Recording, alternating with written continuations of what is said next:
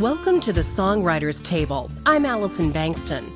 Like the Farm to Table movement, we're getting back to our musical roots. Through this podcast, my partner Galen Smith and I will be introducing you to songwriters and the stories behind their music. You can find our Facebook page through our website at songwriterstable.com, where you can also find information on how to support songwriters like the ones on today's show. And follow us on Twitter at Song to Table. That's Song, the number 2, Table. This is the Songwriters Table.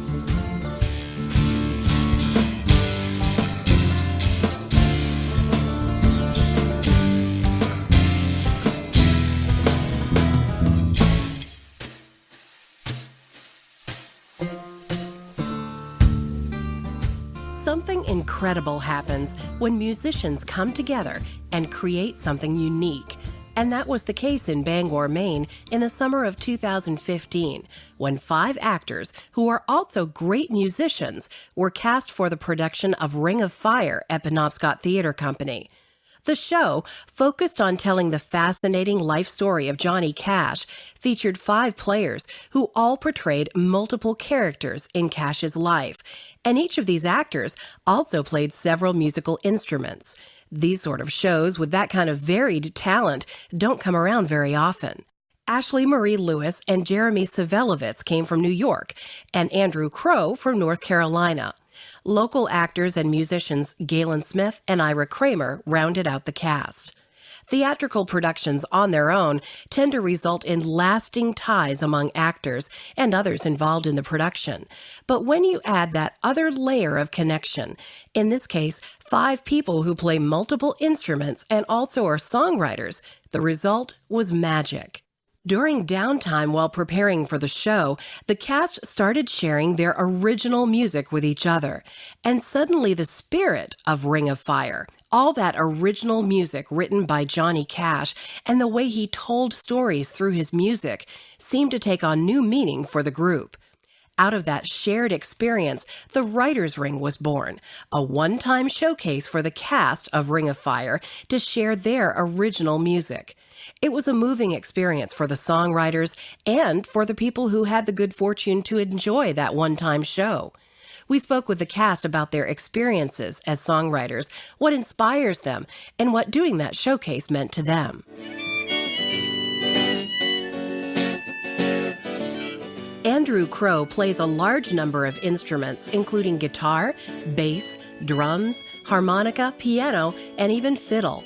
As musical director for Ring of Fire, he had the privilege of leading this group of musicians in the Ring of Fire production and participating in the Writers' Ring. So, Andrew, the Writers' Ring was a fantastic opportunity to really showcase some amazing talent among the cast and some creativity that I think the rest of the folks in Bangor hadn't yet seen. So thank you for sharing that with us, first of all. Yeah, absolutely. That was a real treat. That was a real joy. What was the best part of it for you? Best part of Writer's Ring, to be able to play original songs in a beautiful space and to have an attentive listening audience. Was there any particular song that really meant more to you than others? Of my own, you mean? Yeah. I think for me the one that stood out was I played a song that I'd never shared with anybody before, which was a song about a barn in Ohio. I'm not sure what the title of that song is yet. I sent it away today for mastering under the working title of Barn Blessing. I think that might stick, but that one stands out because it had never been played for anyone before, so that was a special event. Tell me the story behind that. So I spent the month of May helping one of my favorite bands convert an old barn into a performance space, and they have an incredible vision for this barn. The barn is 140 years old. It's on a little farm in Ohio that they have called Nowhere Else. And, they've realized that they can't spend 200 days on the road anymore performing as they get older. And so they're looking for a place to sort of bring their music into its own home. And so they've bought this farm, and that's their vision for this place. And I sent them an email out of the blue early spring, and I had heard about this project of theirs through their newsletter, and they had no idea who I was. So out of the blue, they get an email from someone saying, "Hey, would you like help with working on the barn?" And I thought that they would politely decline. They said, "No, we would love to have the help." Oh, that's awesome. So I went and helped on the barn, and one of my big projects was helping to save this old floor, this old tongue and groove floor with old wood, and anyway, the barn came a long way in that month. They held a concert then on the grounds to introduce their fans to this space that they have fallen in love with, and that a lot of their fans have contributed to making this dream possible. And one of the side stories that came out of that was that someone came to that concert, that sort of barn raising concert as they called it, and later sent an email saying that they had loved the concert, that they had a great time, but that they had maybe done something illegal, that they had brought the ashes of their recently deceased loved one, their life partner, and mixed them into the sand that was getting used by the mason to lay stonework around the foundation of this barn, because the music of Over the Rhine, of this band, had meant so much to them throughout the years, and that they had always found a profound comfort and solace in this music, and so they wanted this person wanted their, and I don't know if it was a man or a woman, but wanted their loved one's remains to be a permanent part of this barn, and they had brought their ashes and mixed it in. So from that whole experience, from that story, from the time that I spent working there and getting to know these people whose voices and whose sound was so familiar to me over a couple decades of my life listening to their music, from snippets of conversation and from all that happened in that month, this song finally emerged, and that's the Barn Blessing. Get on your hands and knees, lay straight these floorboards. There's blood in this old wood, begging not to be ignored. Don't mind the curls and twists, don't mind the places it broke free. 'Cause when the weary come to hang their cares on a melody, the tongue and groove will bear the load they bring. The wooden scars will open up and sing.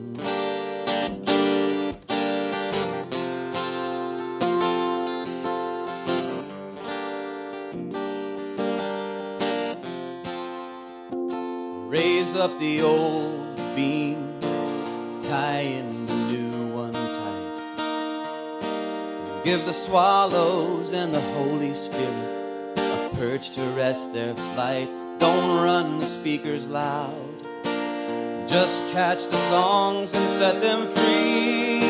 And when they tumble down the farmer's staircase clumsily, hungry hearts and bellies will agree. Ohio grew the answer to their need. The sign says nesting bluebirds, give them room and give wild dreams a chance to bloom. They followed you to softer ground, the faithful who have hung around. And now ashes mortar hold these stones like the poetry inside your bones. You called us to the edge, now we've got nowhere else to be. We've got nowhere else to be.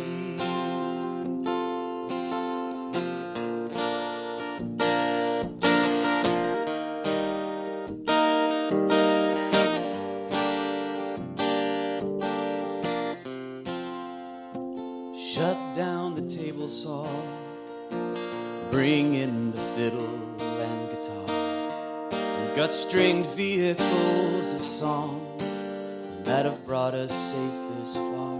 It's by a flimsy twist of fate we sell vibration by the pound. So let the slatted ceiling bring your words right back around, and this old barn will be some sort of lost and found. So let the noise begin and love abound.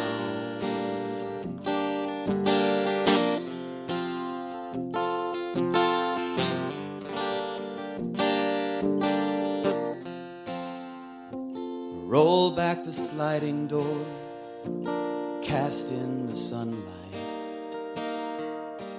on a century of untold stories hiding in plain sight. We've come to hold the pen and add a chapter to these walls, but there's a sneaking feeling when that final curtain falls. We may owe a debt that we can never mend, 'cause this old barn has raised us in the end.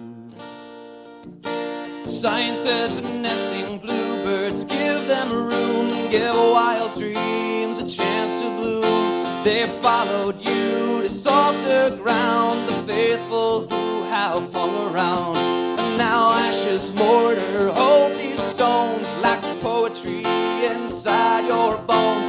You called us to the edge, now we've got nowhere else to be. We've got nowhere else.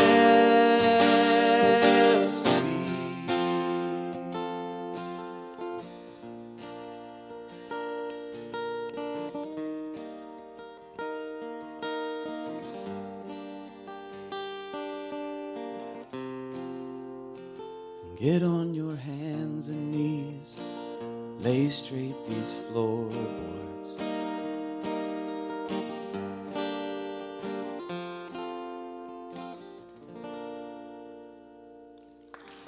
Thank you.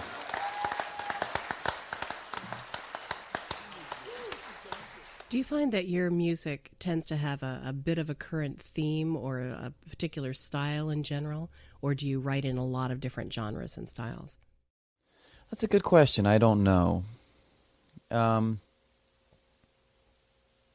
not sure. To say I write folk or Americana may be fairly true, but it may also be vague. I'm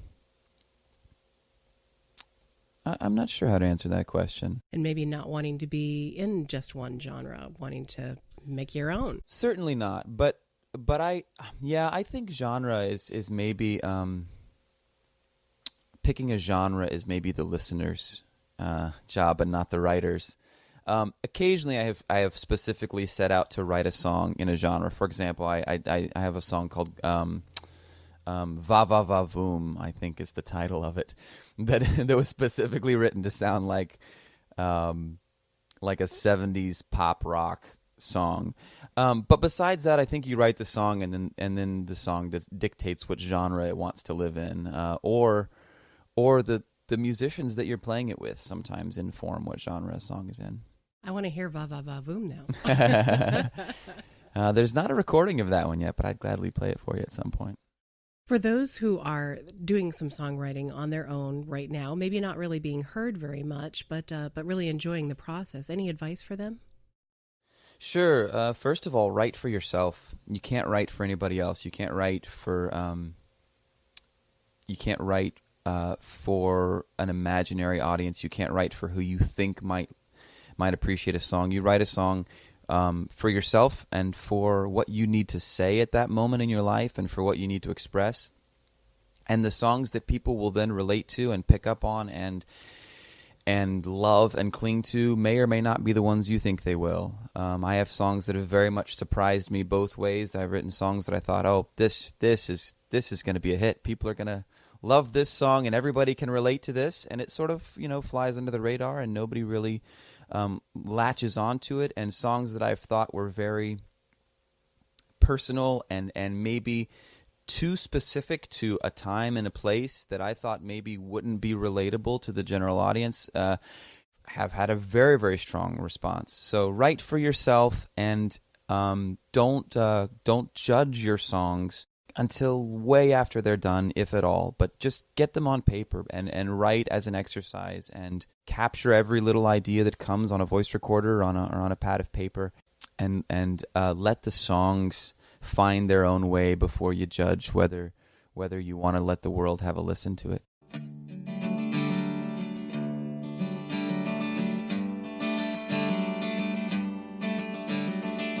Ashley Marie Lewis was the only woman in the Ring of Fire production and participating in the Writers' Ring, and her soulful lyrics and tone captured the hearts of the audiences in Bangor. Jeremy Savelovitz's deep baritone voice reverberated through Penobscot Theater during Ring of Fire and brought some of the most emotional songs in the production, such as Man in Black, to life. With his original songs in the writer's ring, he showed a more playful, youthful side, as well as tackling some difficult topics. Most of my stuff is, at least a lot of my earlier stuff of a few years ago, has kind of been exposing some deeper thoughts and a little more introspective into my own personal life, and kind of bringing that out. And, you know, for every time that's upbeat and happy, I have a joke. My personality is very outgoing, very fun. When it comes to my music, it's kind of the other side of that spectrum for me. Okay. And I can kind of open that door for a period of time and see what's going on in there.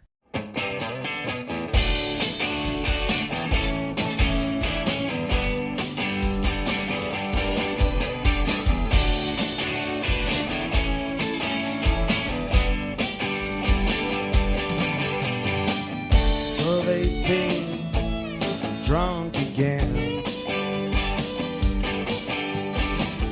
washing away all this trouble I've been getting myself in, doing damage underneath my skin. My shoes worn out and my soul is worn thin.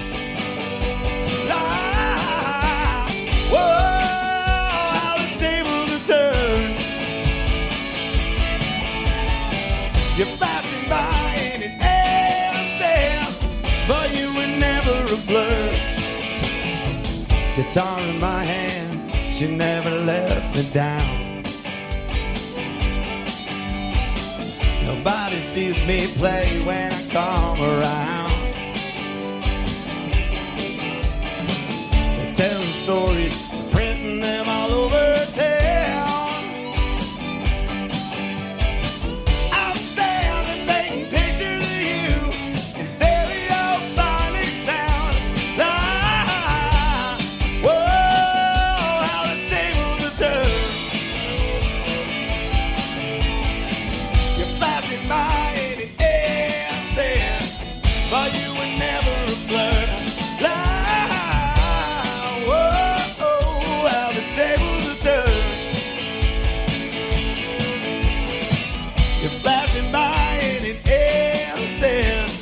But you were never a blur.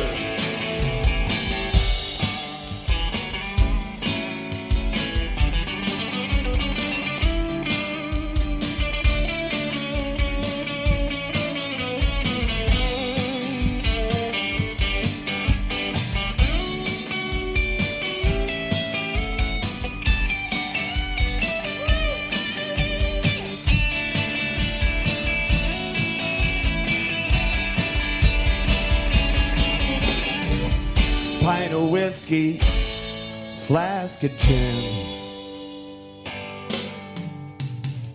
pound of grass, 3 hits of mescaline. Where I'm headed ain't like no place you've ever been. Come hell or high water tonight, I roll it away and say,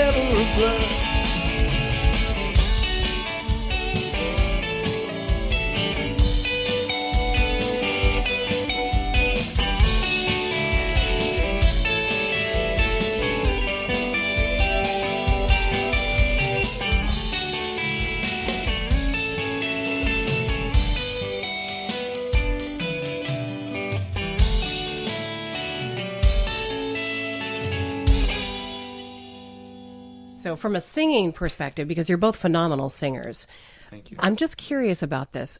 You've probably written some songs you haven't played out in front of people before. Most songwriters have. How much does your voice sounding good on the song play into whether you play it out or not? I write for my voice type. I literally will write a melody and weave it around what I can do vocally, because I, as a singer, I only learned how to play instruments literally because I never wanted to have to ask somebody to play for me.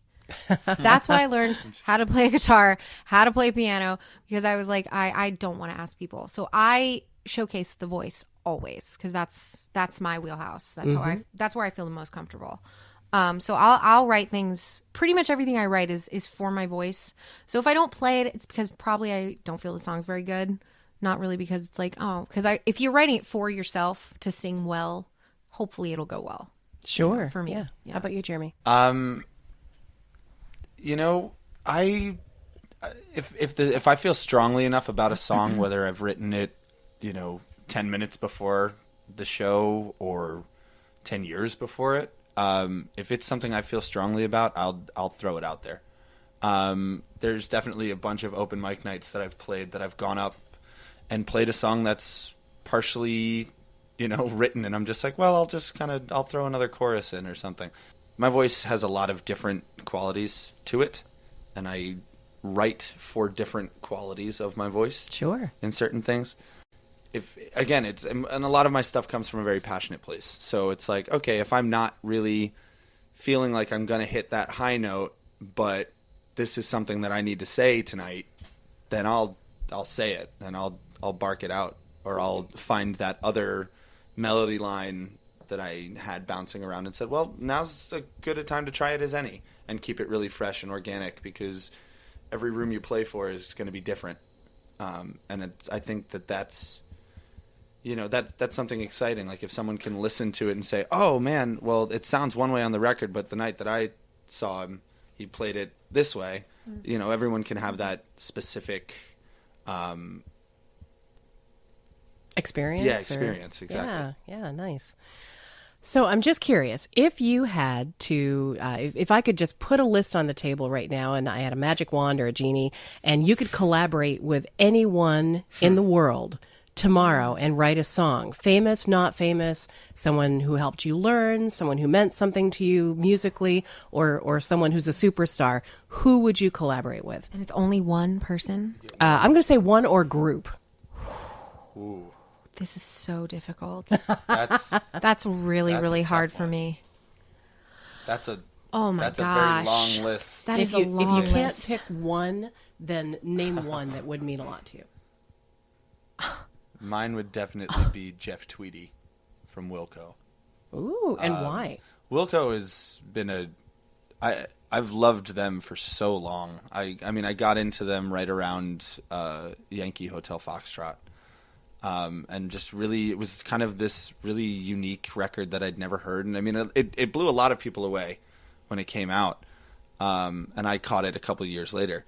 But once I heard it, it was kind of this very different sound than I was ever used to. And then I kind of dug back through their catalog. And again, for me, like, he just lyrically gets it in a way that I respond to. Wow. And especially lately, some of his solo stuff that he's put out, and just his voice and the way he plays his guitar is just really awesome. Nice. And it really gets me in a big way. So I would have to say Mr. Tweedy, if you're listening. All right, so I'm going through this list, and there's so many female artists that like have. Ashley's eyes are like I saucers. know. It's a literally- candy store. It's really, really difficult. I would say overall, I'd love to collaborate with Fiona Apple. Ooh, I can She's- see that. She's killer. The lyrics, the music, the just the sense of like that rock voice. I grew up listening to her first album Tidal, and I bought the book and I learned every single note, every single thing on the piano, and sing it too.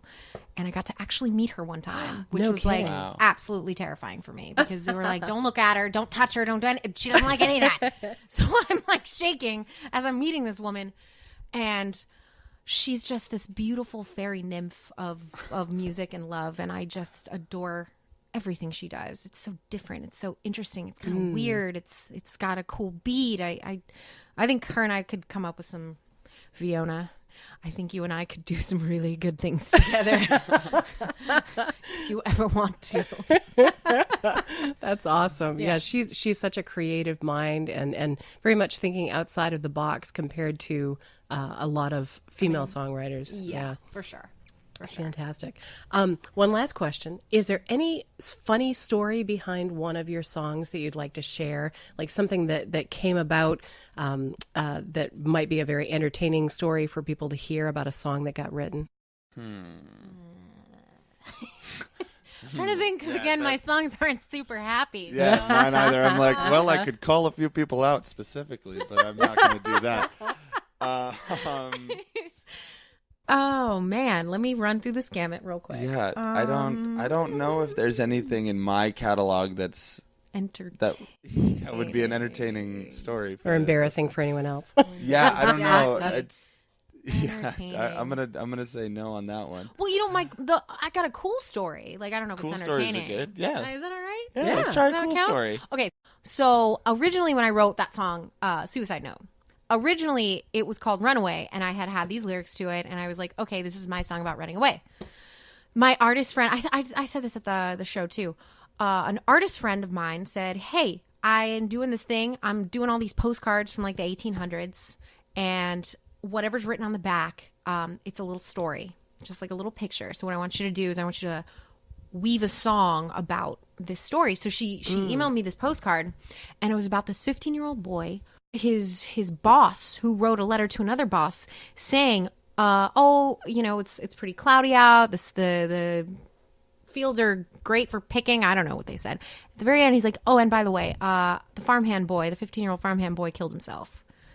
So there's that. Oh, wow. And so I was like, wouldn't it be interesting to write a song that, because we have no idea about this boy, who he was, why he did what he did. I was like, it would be interesting to see, like, if I wrote his suicide note and what that would be, what he might have been thinking. So I'm looking at the picture, I'm researching the time period. So I came up with those lyrics, and I kind of switched it to Suicide Note, which is kind of dark and weird, but that was like my tribute to that song. Yeah, and interesting that it wasn't so much an introspective, although there might have been pieces of you in the song, that it was writing it about a scenario. Yeah, it was from his voice. So everything is in his perspective in the song.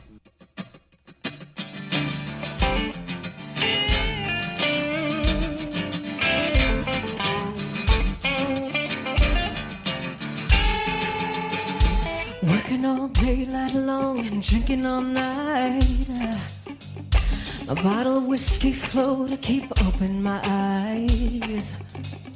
I'm tired of this shit, I'm tired as hell. Tired of my mess, tired of myself. You can't stop me taking for someone else tonight. I won't leave you in suspense, 'cause my only defense is escape.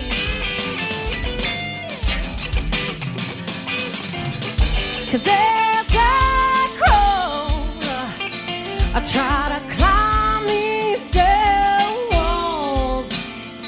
'Cause I don't care and I'm taking what's mine.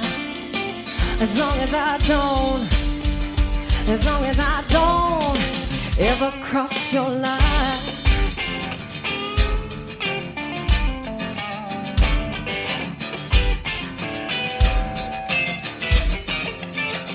My back is breaking 'cause my mind's been trying to erase the darkness of this cold and lonely place. I'm gonna slow it down, finally take my sweet time. I do one last shot, hold my breath, and the bullet is mine.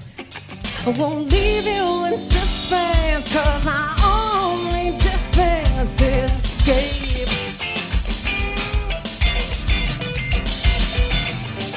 'Cause as I crawl, I wanna climb these cell walls.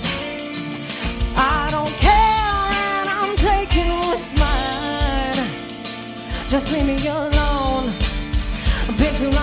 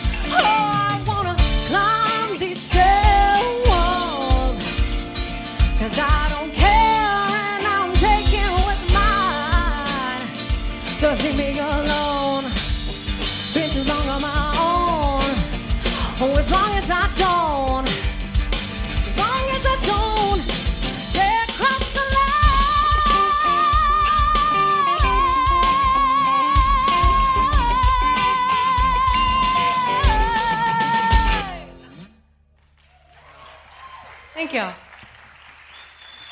If people were listening to your music 5 years from now and you've got a bunch of other stuff that you've written and you're feeling really good about it, what would you like people to say about you, Jeremy?